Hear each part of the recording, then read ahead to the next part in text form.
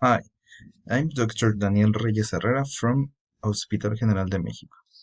I'm talking about a case that is a systemic disturbance due to Klebsiella pneumoniae exclusively drug resistant in a patient with chronic kidney disease.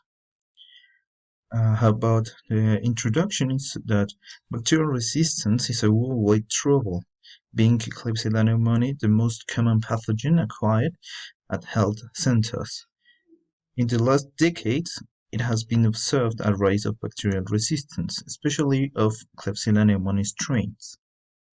In the objective, I talk about the rise of the awareness about the rational use of antibiotics due to the augmentation of multi-drug resistant strains.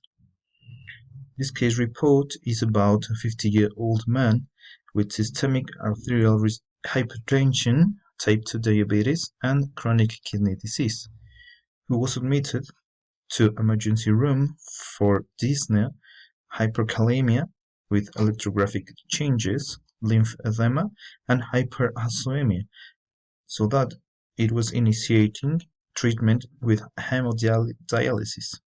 A week after, the patient began with sustained hypertension requiring vasopressor, accompanied with fever, heart failure, and diminished capillary saturation by 74%. Hence, cultures were taken, and supplementary oxygen was incorporated. In the urine culture, Klebsiella pneumoniae XDR was isolated, so that antibiotic with colistin and fosfomycin treatment was established. During 3 days, the patient had no clinical improvement, requiring new hemodialysis, increasing the doses of vasopressor and more oxygen supply.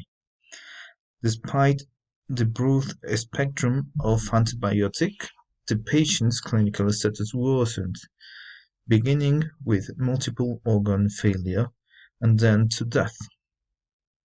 The conclusions of this case report is that the rise in bacterial resistance to the antibiotics is a nationwide and worldwide concern. The complications get by sepsis and multi-organ failure, as well as mortality, need to be attended by avoiding the baseless use of antibiotics. Thank you.